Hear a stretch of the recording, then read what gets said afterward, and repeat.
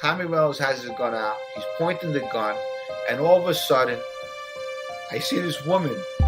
They say it's on every single station. They're saying that Daddy died. He said there was an accident and your father is no longer with us. In real life, I'm not like that. And the Mario test was disgusting. One night I jumped out of a car doing 60 miles an hour because I was addicted. Salute, Mob Tube.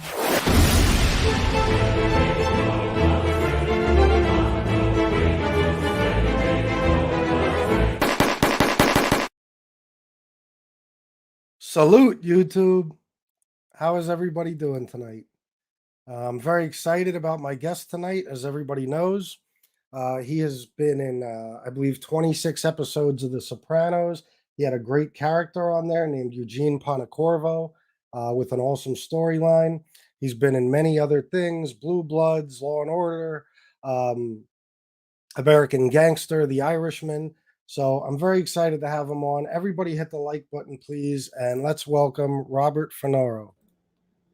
Hey, hi, Chris. Robert. How you doing? All right, Chris. How you doing? What's shaking, man?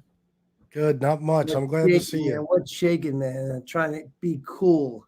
What's shaking? I think that's an old 70s thing. Yeah, I think so. Yeah, man. Yeah, I want to thank you for coming on with me and joining us tonight. Well, thank you for the pleasure of being on the old Sicilian show. Absolutely. All right, so I want to start off at the beginning. Obviously, I'd like to know your story from beginning to end. I did some research about you earlier today, and I heard that you were born in Coney Island. Is that correct? Coney Island Hospital, circa 1959. You know, you got to make it a little cinematic. Circa 1959.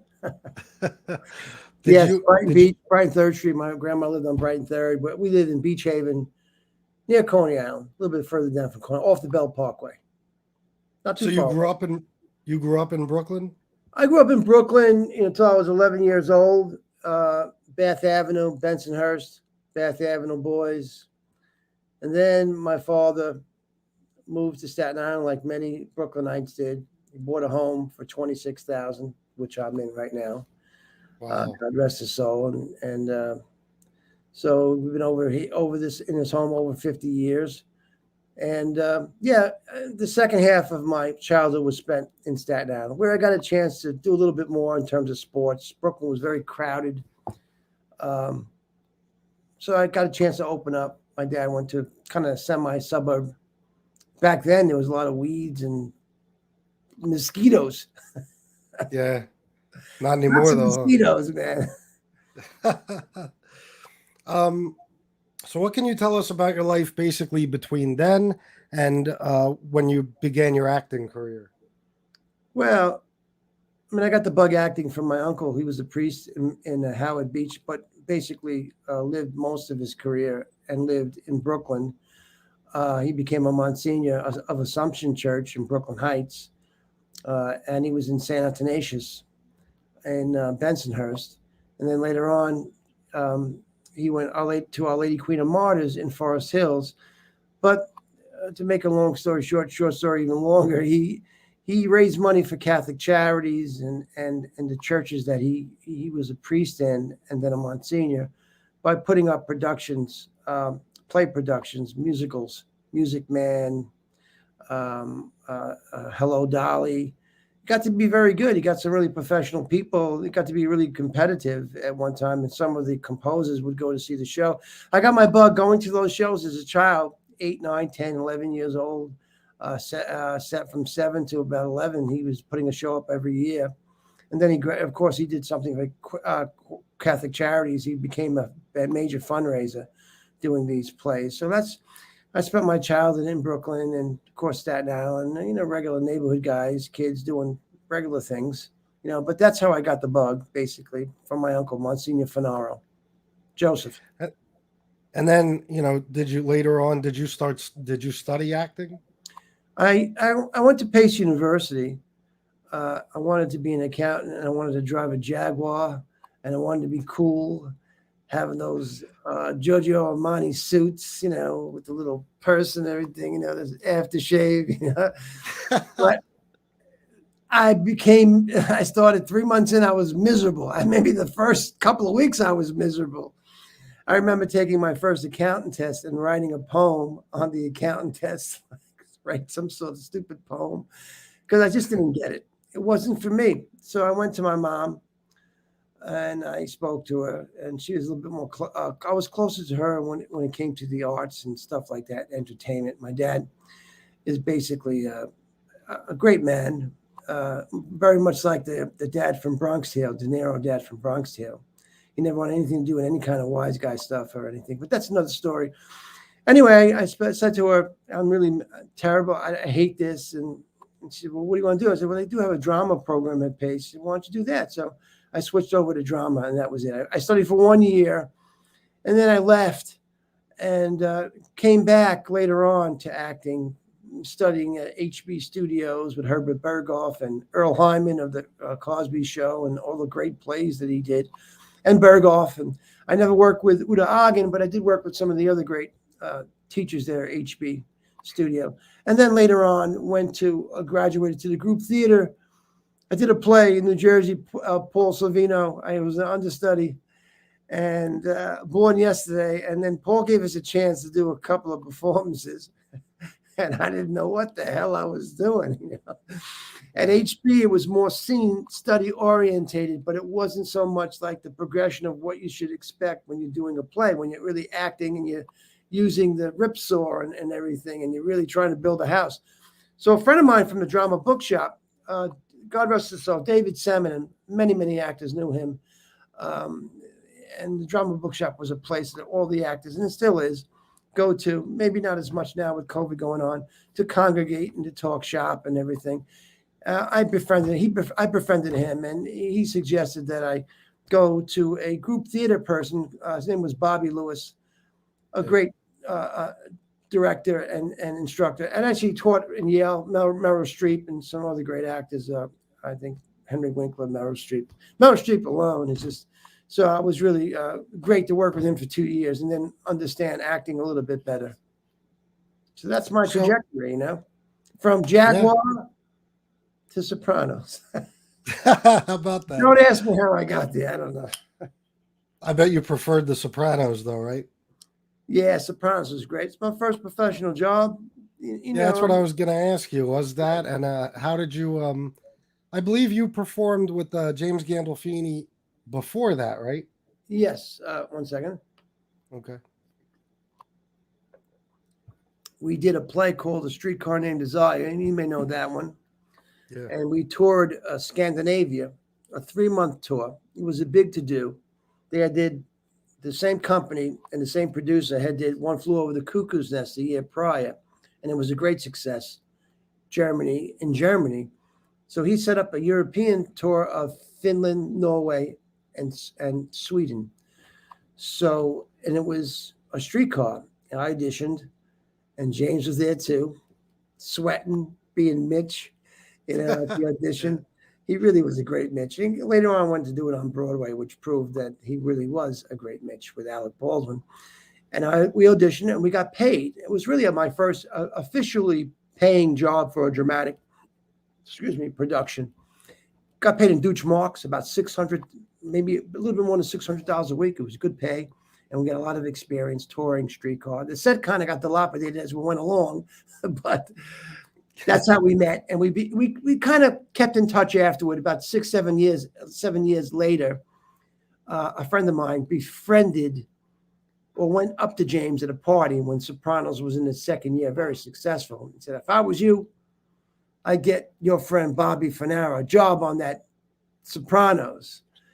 And my friend Gordon Silva, because of him, really, I got my big break. And of course, with Jimmy also, he came to see me at Caroline's because my friend told him where I was working. He asked where I was working. And he came to Caroline's. He went around with Joe Fay, his driver, to a few comedy clubs that night. And I walked in, and there he was. Walked down, because Caroline's is a professional comedy club I was managing at the time.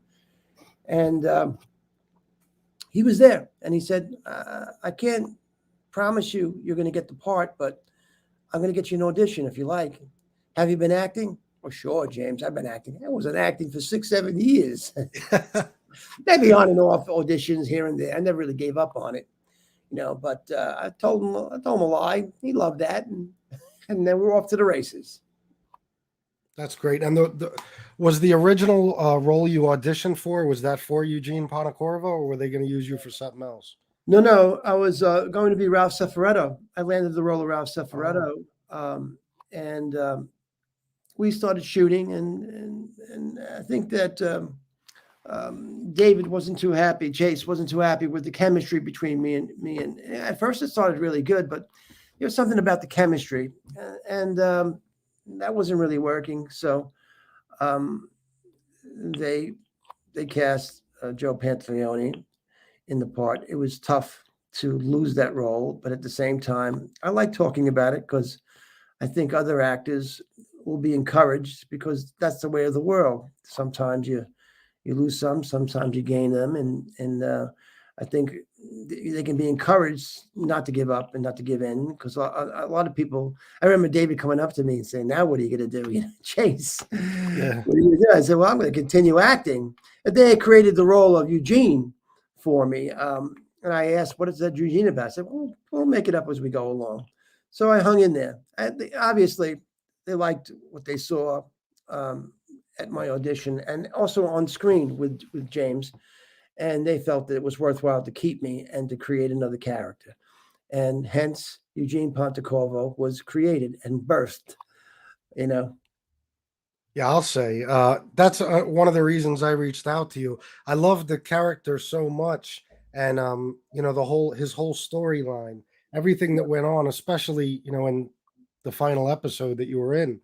What was it like to work with that cast? I mean, just a bunch of legends. Well, television is let's talk a little bit about the difference between Eugene and Cifaretto. Eugene was more like myself. And in TV, it has a tendency to cast you as you really are, in the sense of your métier. And that Ralph never really was me.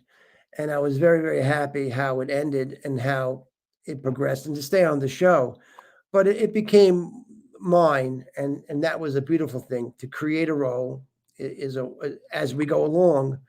And what they did was really a blessing. So in terms of working with people on Sopranos, from the cast to the people, the hair, makeup, to the writers and the grips, Jeff Marchetti, great friend and an actor too, and he's in the union, and the IETSA union, and it was a wonderful experience. It was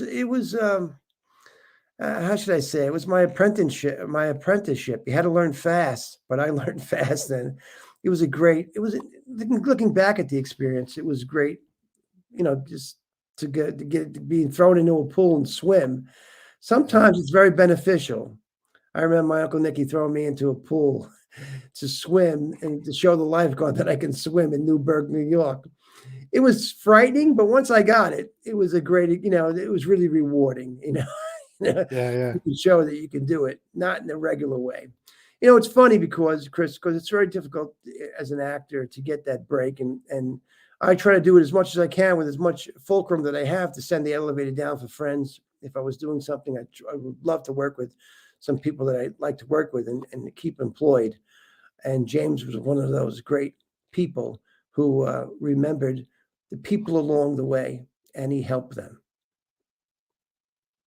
Yeah, he seemed like he was a great guy. I wish he would have been around a lot longer. Yeah, but it's true. He's forever immortalized, and he'll be remembered, as being a great person, and I do too. And Michael is wonderful in the Many Saints of Newark. I know you want to talk about that. I don't know now, but if you want to do it now, but he's really great in that, and he looks the spit image of his dad. It's funny because my first son looks like me, Tomas.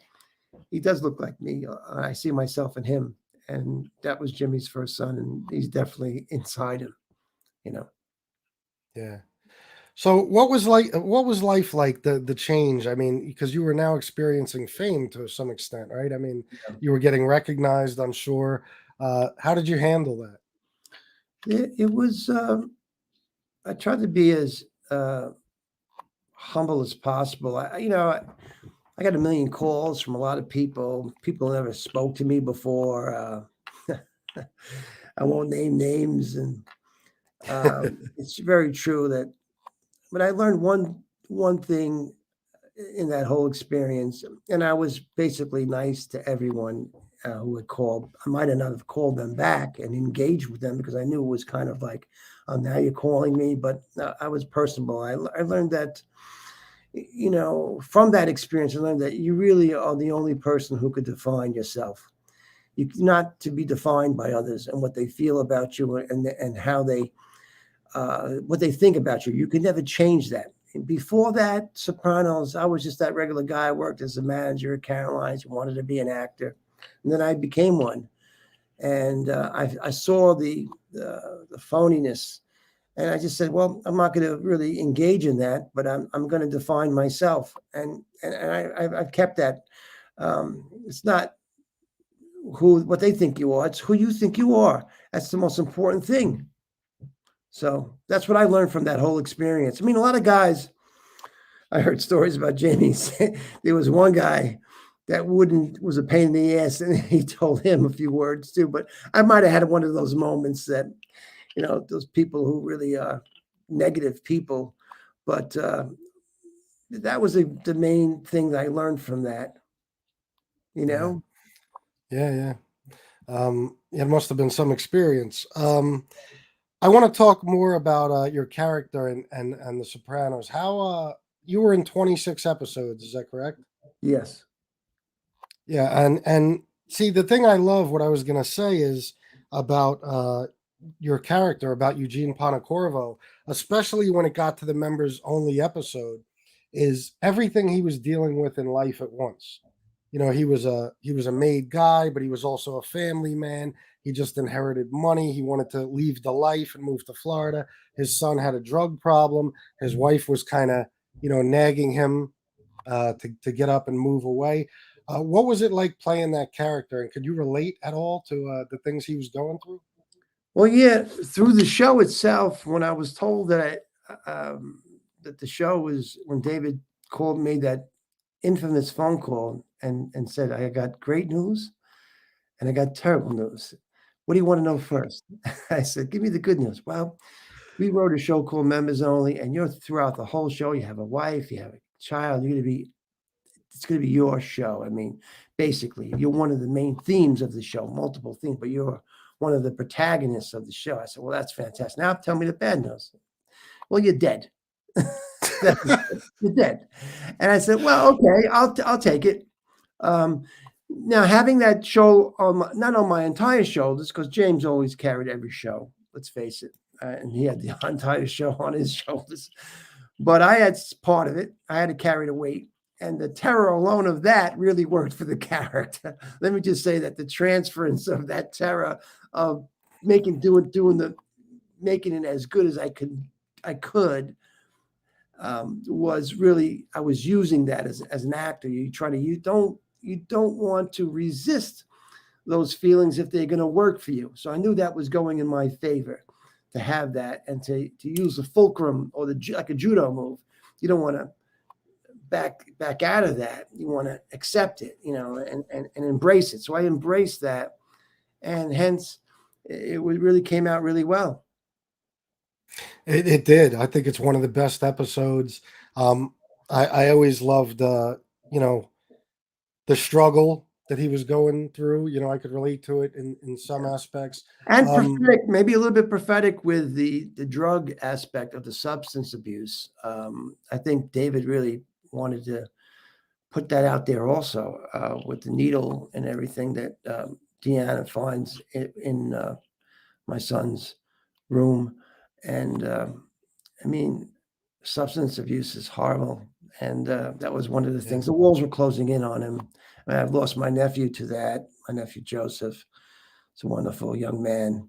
So, I really, but I lost him after that. But I look back at it sometimes from time to time and I say, wow, look at that, right? My son. And wow. I'm sorry for your loss. Thank you. Thank you.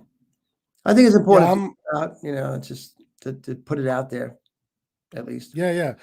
Well, I'm 20. I'll be 29 months clean and sober this month, and Keep it up. I do shows. Thank you. I do shows on here from time to time about addiction and recovery.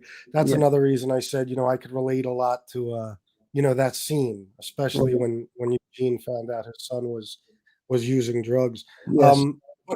So somebody I saw in the comments asked, and it was a good question. Whose idea was the hanging scene? That method of suicide, was that Terrence Winter? Yes, I would believe that's Terry Winter's choice. And he won he won an Emmy for, I think, outstanding writing for a drama series for that episode, right? Yes, very proud of that. Yes. He Yeah, said, sure. I'm sorry, Bobby, I should have mentioned you.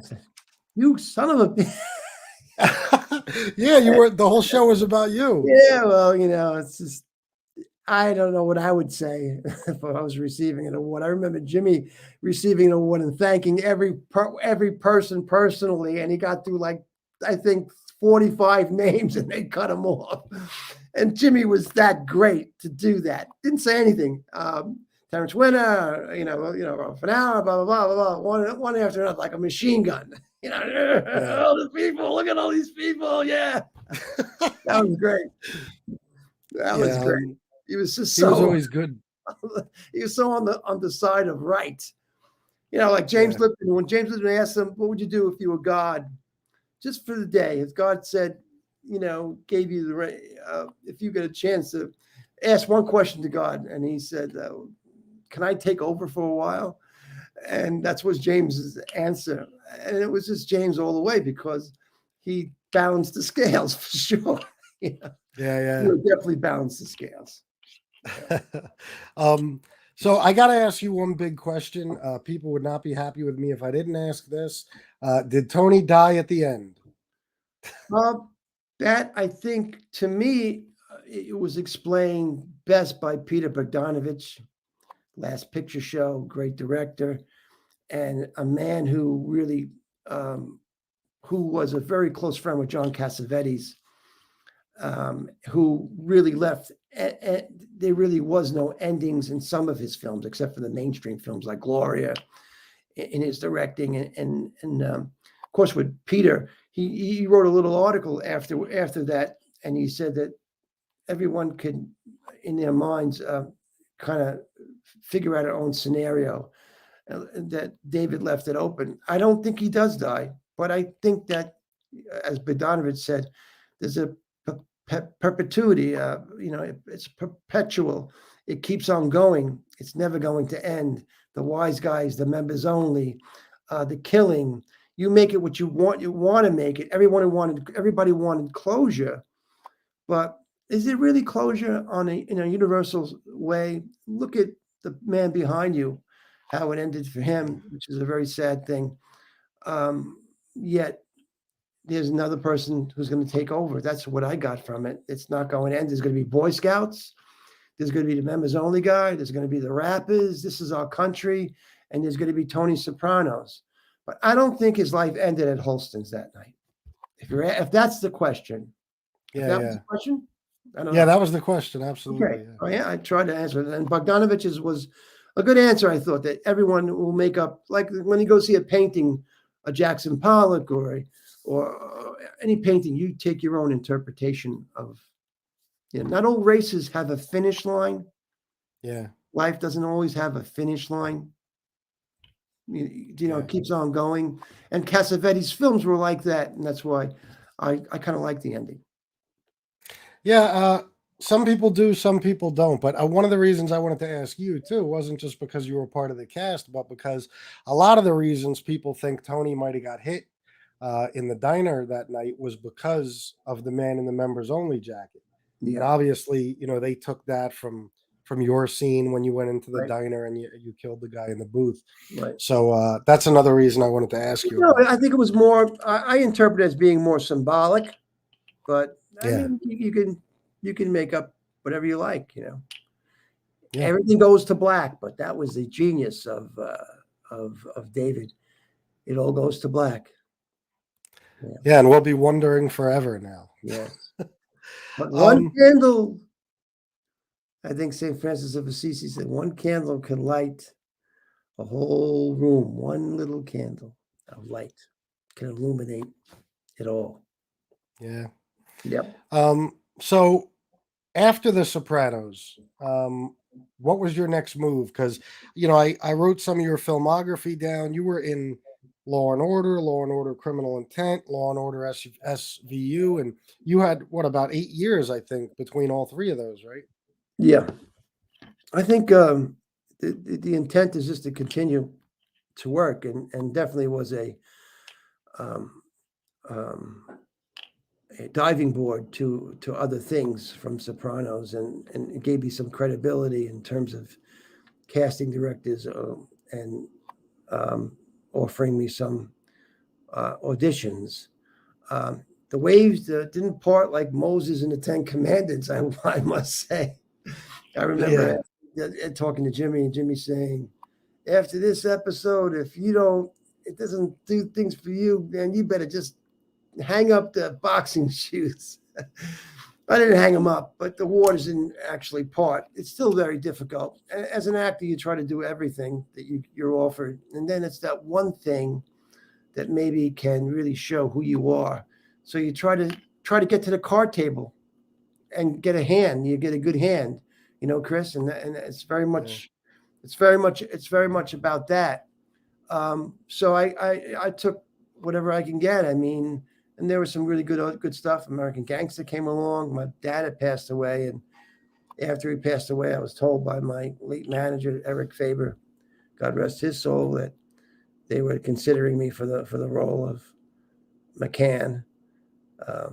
So that was great, and the other stuff came along. So it was always good to do more work, not in a sense I never got what I did in Sopranos, but you do what you can, and you make it's what you do with what you got that counts, I suppose. Yeah. I read that you met Frank Lucas when you did American Gangster. I did meet Frank Lucas, yes. What's he like? He's kind of a quiet guy. He wasn't extremely talkative, but he was personable. I met Richie Roberts too. There were some grips, and when we shot in Harlem, that didn't want to speak to him at all, and didn't really want to romanticize what he did to. They felt like substance abuse, that he was responsible for a lot of deaths with the blue magic and addiction and stuff like that. So I didn't look at it like that. I looked at it more as an actor, to try to meet him and try to understand a little bit more in depth what my role was about, and to try to enrich that. But he was not a nice enough man, and I think he was happy to be making a few dollars. Him and Richie Roberts, because the way the story was told, it's like Dog Day Afternoon. I was told it was somewhat a little bit different, a little bit Hollywood-esque, and I believe that American Gangster was somewhat like that. Not the Denzel is fantastic, and of course Brolin and everyone in the film, Armand Asante, everyone is really excellent in that film, and Reza and all the actors. It was really Scott is a great director. He got everyone together, and he really was a great ensemble director. And Russell Crowe. But I did talk to a few SIU cops, special investigations, and they said, who the heck is Frank Lucas? I mean, who the heck is Richie Roberts? They knew who Frank Lucas was. Who the hell is Richie Roberts? We did the bust, not Richie Roberts. We did the bust, not him. Richie Roberts was post Frank Lucas. So I don't know what's up with that. Oh, yeah, I didn't know that. Yeah, that's what I was told by someone who was, I'm not going to name names, someone who was in that SIU unit during that time. Who the hell's Richie Roberts? Well, that's interesting. But he actually, was engaged, of course, afterward. as his attorney of some sort of, or got involved. Yeah. He got involved some way. Yeah, that's good to know. I just learned something new. I always thought the movie was more accurate, but I was told it wasn't. Yeah, I mean, yeah.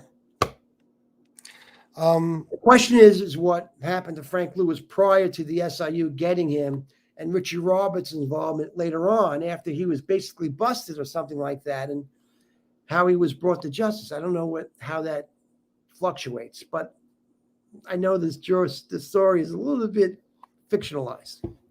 yeah. Well, that happens with movies sometimes. Great film. Yeah, sure. I mean, that's the magic of Hollywood. Yeah, I believe it. Yeah. Oh, and it's an excellent movie without a doubt. Yes. I've watched that movie probably 25 times. So doing the transition, like, what do you like more? Because you played a cop a lot. You played a wise guy in a few things. Which do you prefer? Which character do you prefer, playing a cop, a wise guy? It's really about the content of the material.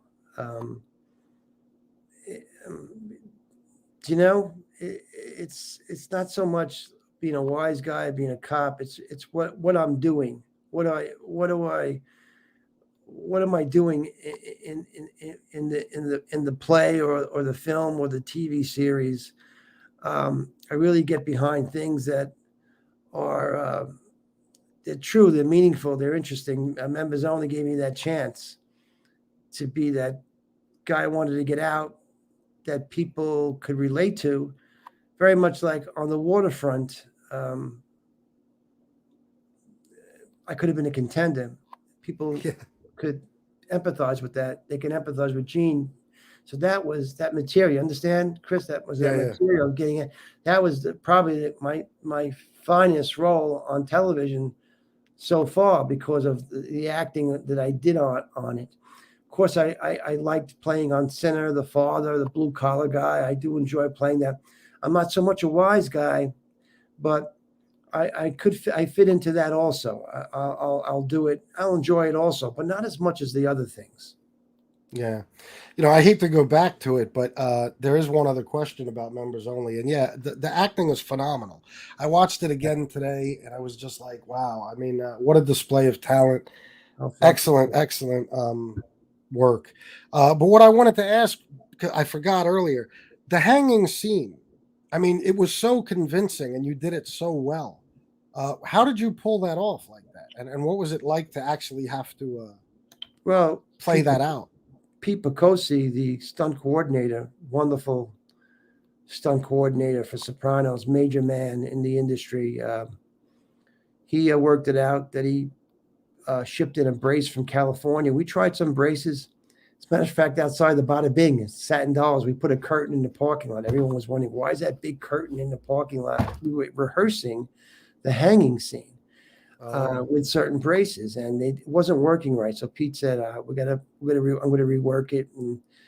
And he sent out to California for this special brace. So he had hung me on the brace and make me feel secure. And that was a mock rope on them. But to the question you asked, I don't think you got to do much acting when you get to that point that you're going to hang yourself. I just tried to be in the moment in terms of the despair and the anxiety of doing such a thing. And of course, Tim Van Patten, great director, he directed me and said, just, Bobby, great to stay in that space. And he encouraged me to stay in that area, that red zone area that I was able to get to just before I hang myself. So that close up and the whole thing, that the despair was pretty convincing, I think. But I got there just alone by just thinking of Gene and the whole situation and how men get to that point and they actually do it. Glad I could live to tell the story. Yeah, really. At least you were only acting. Yeah. Some people that called me up afterward, said, that, hey, they watched that scene and it helped them not to do it. believe it or not, some suicidal Americans or whatever, and said that thanks for helping me out. I said, well, I'm glad I could help you, man. Wow. Well, yeah, because maybe seeing the, Yeah. actually seeing it play out, what it would Right. be like. I could imagine that would actually help anybody who's thinking about making that decision. It wasn't a Touch pretty fire, sight. man. Touch fire, you touch you and you got things twice, right? So, if it's fire, so maybe I did a good deed there. So, Yeah. All right. So, and then you were in eventually you were in also Last Revolution. Last Revolution. What's that one? Did I get this wrong? I may have gotten that wrong. The Last Revolution. I thought I saw that on your IMDb, and Not Fade Away. You were in that. Not that Fade was Away. with Yeah. James- Yeah. Go ahead, Chris. What do you want to say? That was with James Gandolfini as well, too, right? Yes, I played Uncle Murph in that, and with John Magaro, who plays little Stevie Van Zandt. I mean, Silvio Dante in Many Saints of Newark. And we did that. It was kind of how David became what he became, to be a television writer and director, and being a sensitive young man in a kind of a brutal, the matrix of being not so understood by his dad. And I thought it was somewhat autobiographical. I did get sick, so I couldn't do my last takes in the springtime. We had shot in the winter, and I was told that I was going to finish up in spring. And I got a call from not David, from some of the people, and I said, I just can't do it. I'm sick, but I survived that, and they had a stand-in for me. If you look at the scene in the backyard, you see me from behind, and it looks like me. So at least I wasn't totally out of the picture. Yeah. And then that was a lot of fun working with Jimmy on that set. And I have some more of your filmography here. I see Broadway's Finest, Charlie Mantle. Yeah, that was a lot of fun. Did that with Armand Asante in Long Island. Eddie Walls, the producer, and that was a great film. That was basically, I carried the film there. Corrupt, kind of like a Reservoir Dogs. No, I'm sorry, Bad Lieutenant. Harvey Keitel, Bad Lieutenant, minus the sex. My addiction was gambling. Gambling horses on the horses. And that was Charlie Mantle's flaw. But he was a good cop, a good detective. And, when I read the script, it was a little bit better than what they say there's 3 scripts, the original script, the script that you shoot, and then there's an edited version of what you do.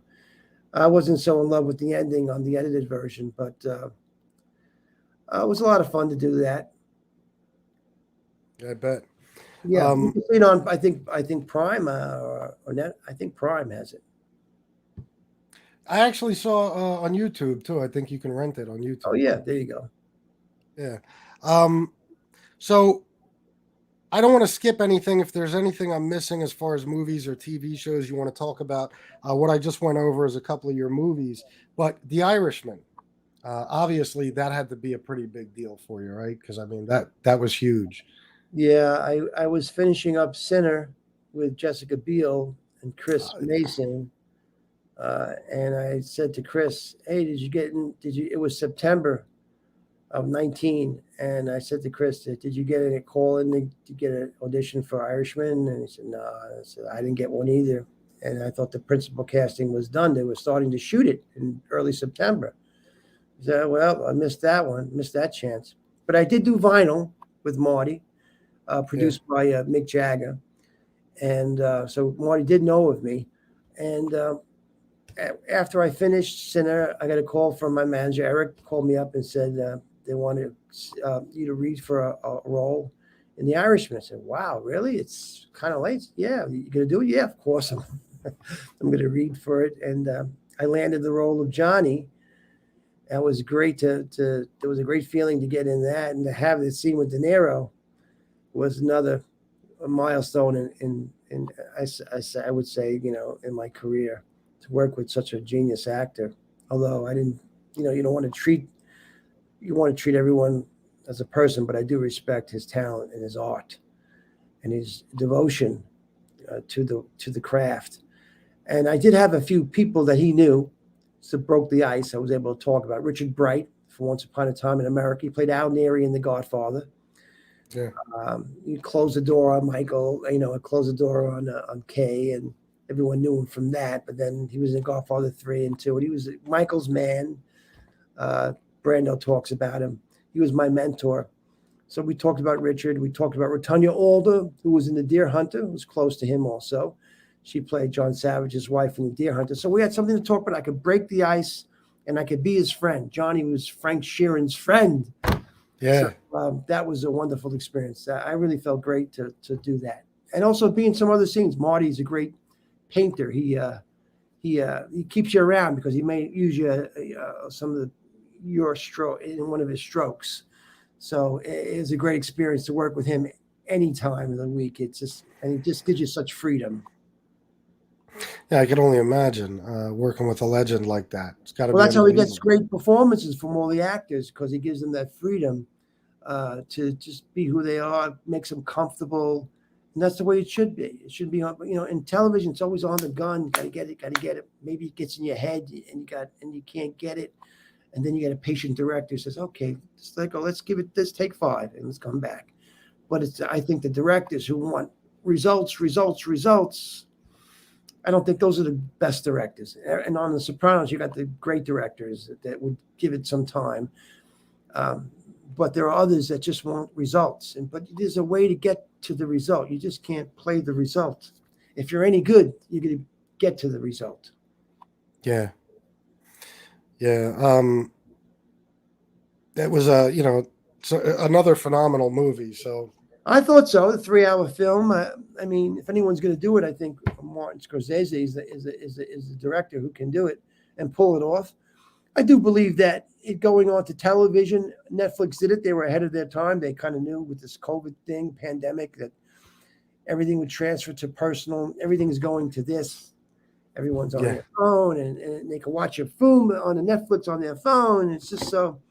But if you listen to any of Marty's talks, he talks about content is important, but the form of movie making and on the big screen is a tremendous art that's really we hope it's not lost. I went to see Many Saints of Newark in the theaters. I'm going to continue to go to the theater because I like theater. I like to see it on the big screen. So that's my feeling on it. And I think that it would have been more successful. The Times gave it a great review if it didn't go to television, because people, when they're in their home and it's a 3-hour movie, and they go get let me get a beer. And, I feel like some popcorn. I got this chips, this pretzels.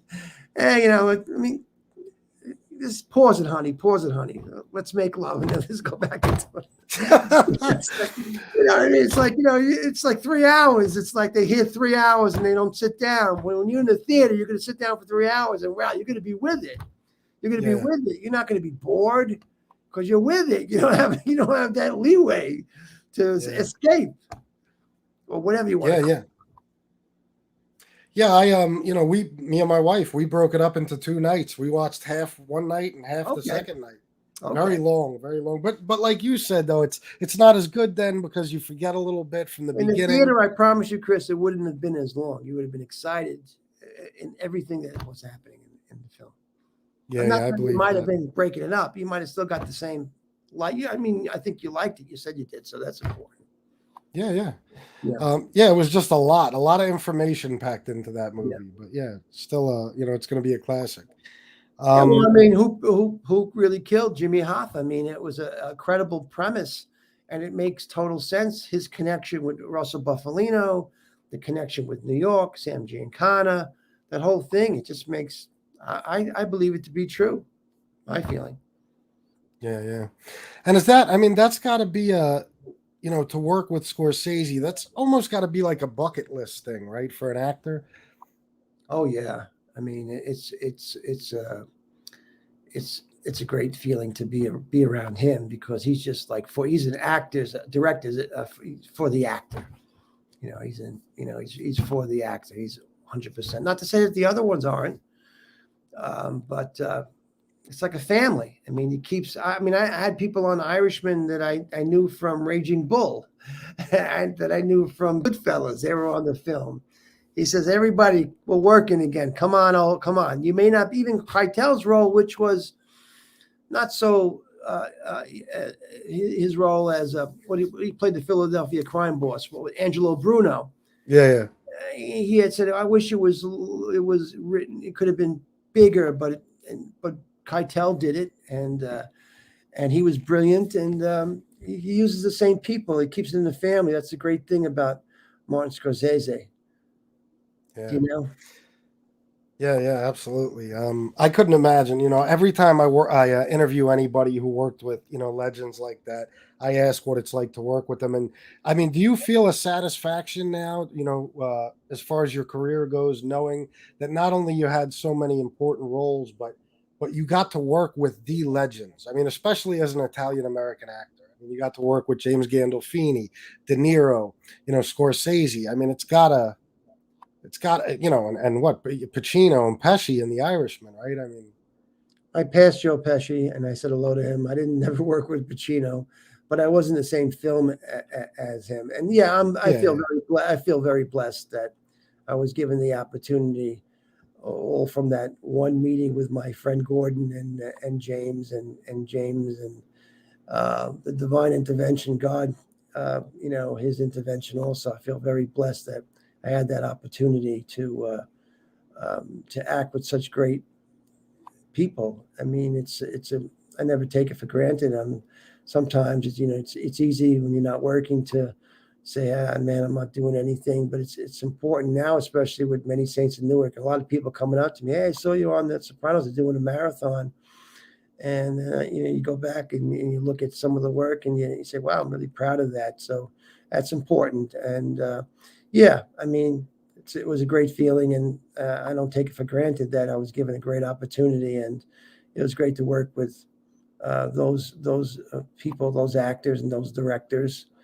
You always want more, you want to do more, but I realized one thing, that for some people it's easy. Other actors, they have to, like Sylvester Stallone, and I think I'm in the category. I won't put myself in his category, but I will say that I do best when I try to create my own opportunities, and that's what I'm trying to do now. Trying to produce some things that I think that I can excel in.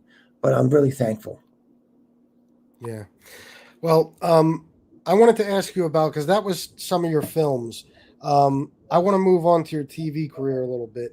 What do you prefer? Do you prefer? I ask a lot of actors this. Do you prefer movies or TV? I prefer film first. Yeah.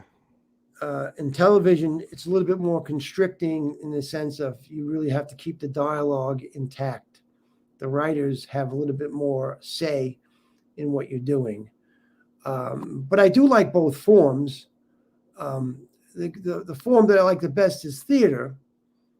And probably I excel best in theater. I feel like everybody has to know themselves. And in theater, I feel that, and a lot of actors feel that way. Others don't. Richard Bright was a triple threat. He was great in everything. But I do prefer film as opposed to television. But at the same time, if you're the protagonist in a television show and you have a focal point, it's a different feeling than coming in for the day or even for the week and you're a guest star. It's a little bit of different feeling. To be a regular is better than to be a guest star. You're coming in and what are these people going to think about me? All these things go through your head. You want to meld. And in the Soprano family, we welcomed everyone, no matter what you did, even if you had one line or one word. And that's how many sets are. Law and Order, they're nice. They got to be. You have to be. It's really a gift to get that role. But I do prefer film over TV. Yeah. That's what a lot of people I talk to say.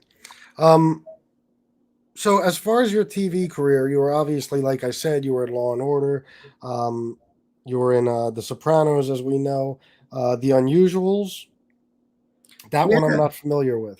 Jeremy Renner, the actor who was in Hurt Locker, he was in that. Amber Tamberlin and a few other known actors, but Jeremy was the main actor in that. And Eric said, "At audition, you got a couple of lines. You're in the police department in this series called Unusuals. Will you do it?" I said, "Of course I'll do it. You never know. I mean, I'll do it. I'll go in for one line. I don't care. Members only. Who gives you? You never know with acting. Director sees you, he opens you up, and that's what happened with The Unusuals. I thought it was extremely funny, and I still get residuals from it from Europe, so they're still playing it. And Renner, he had done Hurt Locker already, and he blew up. But I think the timing and for him and his career, how it blew up in film, how it progressed in film, really was more advantageous for him. But that timing of that TV series, if he would have got the nomination and people saw him, I think it would have had a better trajectory because he after that, he would have carried the show. It was great. It was working with him and Amber Tamberlin. It was very funny. And they made me a regular in the precinct, and they were opening me up, and I was doing more and more, being a little bit of a joker, I was a policeman, but it was, it's really too bad it didn't go. Because it was like one line turned into like a scene, and then two scenes, and it was great. Yeah, I bet. So also you were in Blue Bloods, you were in Vinyl. I do want to talk about The Sinner. Your role in The Sinner. That was the first, I guess, season of The Sinner, right? Isn't that what they can? Yes, that was a limited series. It started as a limited series, Sinner. Yes. But they had after the one with Jessica Biel, there was one that was a totally different story, right? Yeah, I mean, they decided because they were using different actors, I suppose, not to bring back or make it in that town. I think it lent itself to Jessica Biel. Maybe, Jessica, I always thought maybe she could have stretched 2 seasons out of it. Oh, yeah. She was so great in it. And, but it was given in one season, maybe one season because she had a baby. I think she had a baby and with Justin Timberlake and she wanted, and she seems like a great mother and she just wanted to do one season, but man, I'd like to see her again in something else. She's just such a terrific actress. Yeah. The Sinner was phenomenal. And they kept Pullman. They kept Bill Pullman because they needed to have somebody that was, of course, his way of detecting was really unique too. Yeah, it was really unique. It was a great experience to work with her and all those actors. We actually started in South Carolina because they had something going on in North Carolina with the racism or something or other, or maybe, I don't know, with some sort of controversy that they brought the production to South Carolina. So it was nice going down there and shooting that. It was a good experience. Yeah, I was going to ask, just as a man, I would have to ask what it's like working with Jessica Biel, of course. But oh man, it's just like, I tell you the truth, there were only 2 times in my career that I was kind of like a deer caught in the headlights with actresses. One of them was Angie Harmon on Law and Order. She came to say hello to me, and it was like a Jackie Gleason moment. Humana, just staring at her like, wow, how she is freaking beautiful, man. Yeah. And the same thing happened with Jessica Biel. I said, holy cow. Then she gave me a hug, and that was like I didn't get the hug from Angela Harmon. I got it from Jessica. Not that I was coveting her or anything like that. I'm not like that, but it was a nice added bonus that she gave me a hug, and wow, she's beautiful too. I was a deer caught in the headlight with her also. Yeah. Yeah, and she is. My daughter-in-law, which helped too, so it was great to be around her, Oh, really? Yeah, she was my daughter-in-law in that. So. Oh, yeah. See, I don't remember it as well. I actually watched it twice, But But it was I very just, interesting, that motive at the end of why. I don't want to be a spoiler, but how it happened and why it happened. People don't understand that. I just saw a play off Broadway at the Ohio Theater about child molester. A 12-year-old girl, man makes a 12-year-old girl, and she comes back to face him, and to call him out, basically. But which I couldn't believe that and I can't really say the whole thing. It was called Blackbird. She's kind of like the Blackbird, Paul McCartney. And it takes place in one place in the workroom, and everyone's gone. And he's a businessman. He has a new life. He went to jail for 3 years, but she still has the attraction to him. And it's brought out towards the end of the play. You don't really understand it until how it stays with you. How it, if he never did it, her life would have been different. I mean, it's kind of crazy, how it affects people, how it later on, and that motive of what happened to her in a way is, it kind of explains it. But I couldn't understand it after I watched play. How could she possibly hold this guy, but she was ruined by this man, and she had a crush on him, and she never got over it, but if he didn't consummate it, perhaps she would have had a regular life, and same thing. I'm not going to say with Jessica Biel, but it's interesting, humanity and things we do, the tangled web we weave, Chris, as Shakespeare said. Yeah, really. And that show, I mean, mesmerizing. The build up to what happened at the end, and I was shocked. See, my wife, like, she's good at predicting things like this, so closer to the end, she kind of figured out what went on. I was clueless right up until I saw, the last episode and saw what actually happened. But wild show. Excellent. Yes. Is there anything else you want to talk about as far as your TV career, or do you have any upcoming projects you want to promote or anything? An upcoming project in Buffalo, New York, called For Nothing with Michael Madsen. He's involved in the project. We shot the pilot, and I was told by the writers that they're going to bring us back, and I'm going to be in it 9 episodes, and I have a better trajectory the next season, and so I'm looking forward to that. I play the boss, Don Corleone, not Don Corleone, but Leo.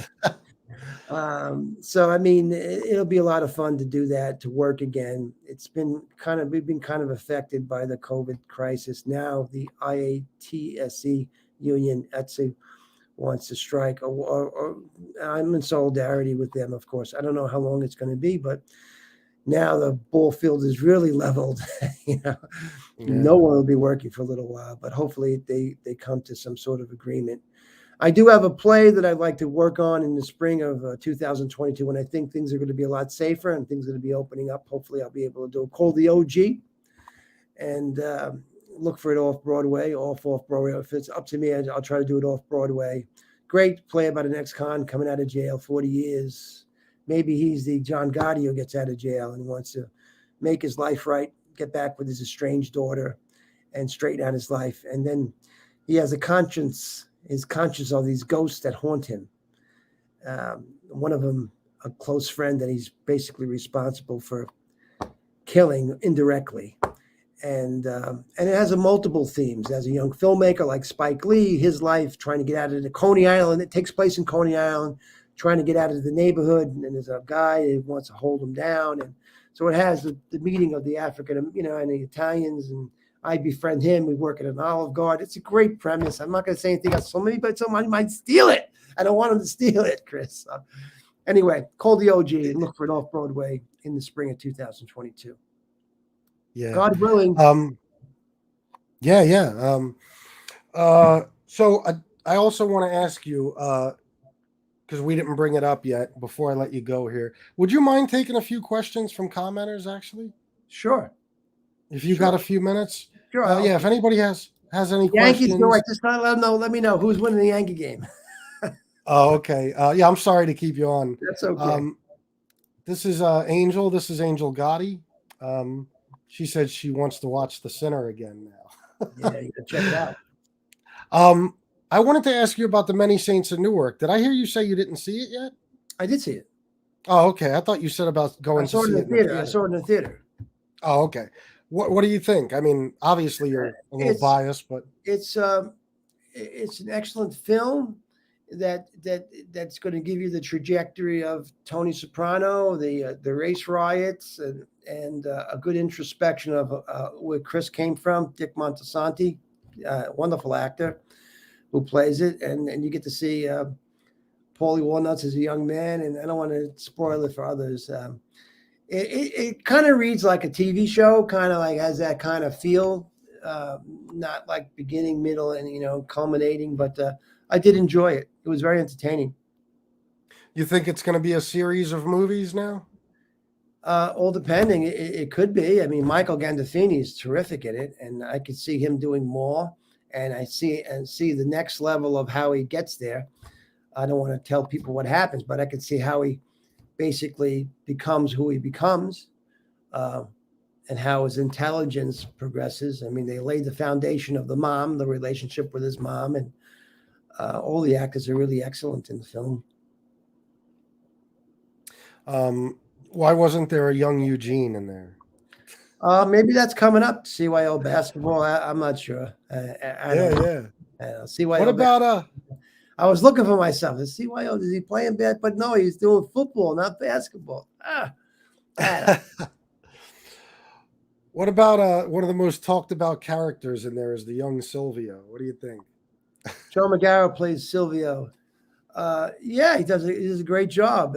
I mean, we're defined by our actions and what we do. And you certainly see enough actions of how Silvio progressed along the way. And it's a lot of fun to see Big Pussy and Silvio and Paulie Walnuts as young men. Yeah, it's interesting. That's what I'll say. It's interesting to see him as that.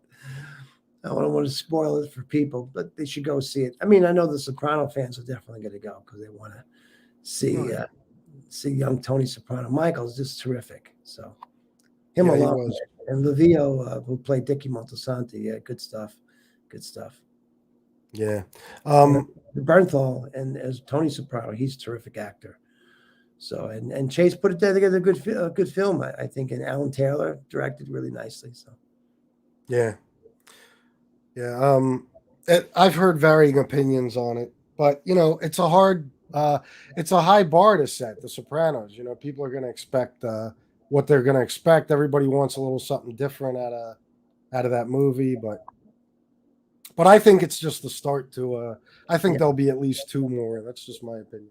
Hopefully, I mean, Carlos wants to know about how James pranked people on the set. So, well, I'll tell you one story about Vito Spaffatore, Joe Ganascoli. We had it that the chair that he sits on and it falls apart. He goes, yeah. Well, he didn't know about that. So it's like James set that up, and oh, really? He didn't know that chair was going to collapse like that. Oh, shit. So that was a surprise. We all had a great laugh, with that moment. So that was one of the moments that Carlos I had with James, and he was a terrific prankster. Yes, he was. He did a lot of crazy things, and things that actors do to kind of get reactions. I forgot some of the things he would do. They take your take and then they take the other guy's take. And James had a way of bringing things to get a reaction out of you.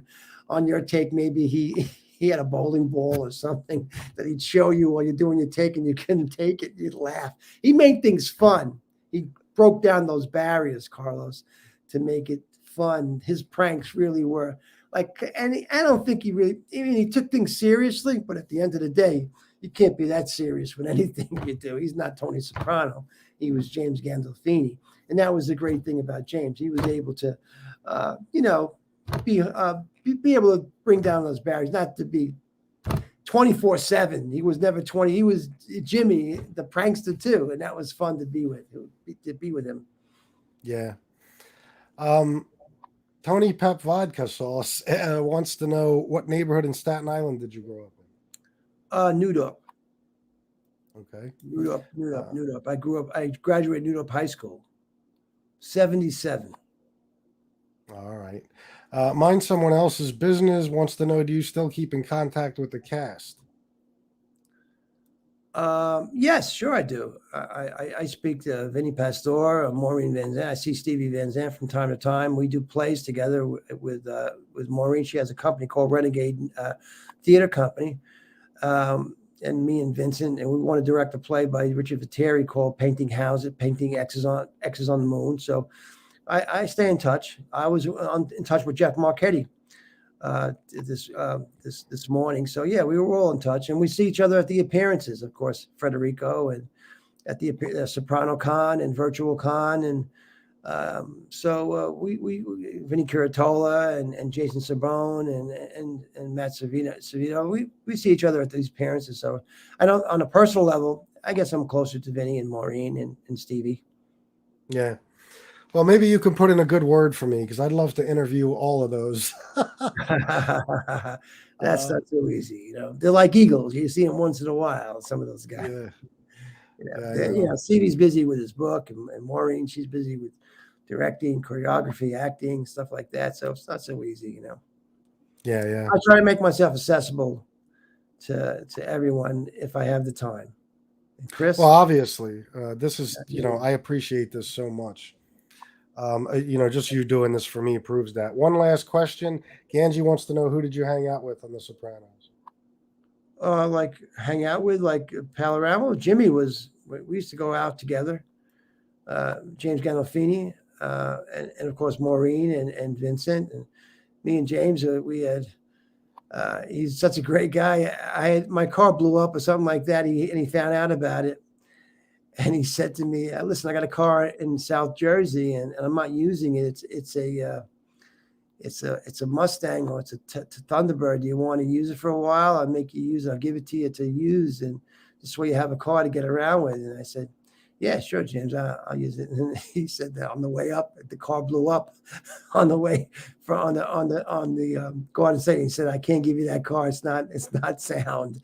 So that's the kind of guy he was. He give you the shirt off his back. So we hung out a lot. We go to dinner and drinks, and Maureen and Vincent Pastore, good friend Stevie Van Zandt. Hung out with those guys a lot after the plays and stuff like that. Frank Pellegrino from Rayo's. That was we did a play with Frank called Lamppost Reunion, and I got to be at Rayo's a lot. Vinny invited me to have dinner with him, and Frank did also, because I had a part in the show, and that was great to hang out at Rayo's, and eat there. Great food, No one can get a table. Can't get a table. Yeah, that's what I heard. Yeah. Well, it's good you got to make so many great memories, and you had, like I said in the beginning, you've had a very impressive acting career. I think you're supremely talented. Thank you. And I want to thank you for doing this. I've kept you on over an hour. I appreciate it so much. Just the fact that I came out of nowhere, nagged you a little bit, and you were kind enough to do this for me. It means a lot. So thank you for the opportunity again. Thank you, Chris, too. I'm looking forward to seeing the show. Yep. And is there anything you want to say, any social media you want to plug or anything before you go? St. Jude's, Christmas is coming up. It's a great institution, charity to give to. And that's about it. And God bless. All right. Thank you again, Robert. Vaccinate also. Yeah, I'm vaccinated. So yeah. All right. I appreciate you coming on once again, Robert. Thank you so much. And thank you, Chris. Yep. And maybe one day we could do it again. Yes, absolutely. For sure. If I get around to doing that play in spring, we'll have another talk. We'll talk about it. Maybe come down and see the play. Sounds great. Okay. All right. Ciao. Yep. Thanks. Thank you. Thank you. You're welcome. Bye. Bye. Excellent. I really hope everyone enjoyed that. That was fantastic for me. I wasn't blowing smoke up Robert's ass. I really, loved his character in The Sopranos. And, he's such a great guy because, I reached out to him out of nowhere. He gave me a yes. He said he would do it. And, here he was. He showed up for me. You got to give him credit for that. A lot of guys in his position would laugh at someone with me with a show the size of mine, but he didn't, and I think it was a great interview, and I appreciate him so much for it. Thank you, Edward Everett. I appreciate that. Thanks, Carlos Muniz. I appreciate you. Thanks, Lexi.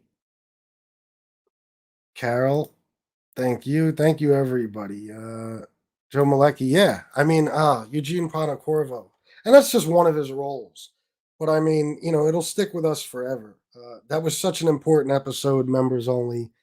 And, the suicide scene and, seeing him go through all the distress. And, so many of us could relate to a lot of what his character was going through in that show. So, anybody who's super chat or super sticker, I didn't pull up. I apologize. I didn't want to, distract Robert or distract myself, or I certainly didn't want to interrupt him. So I'm sorry for that. But I do appreciate everything you guys sent. And I'm going to end this show now. And I don't know. I'll talk to, thank you, Gunsmoke. I did put a lot of work into this interview, believe it or not. And you know that I was working on getting Robert on for several days now. So I thank him again. I'm very grateful to him for this.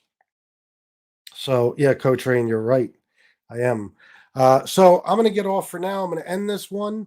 And I might come back on, do a little bit of an after show, maybe talk to you guys about it. Talk about some other things. Maybe if Gunsmoke wants to join me, he can. I'm not sure. I might be back in a little bit. If not, I'll see you tomorrow. But chances are I'll be back on tonight. Thank you, everybody, for showing up. I love you guys. Salute.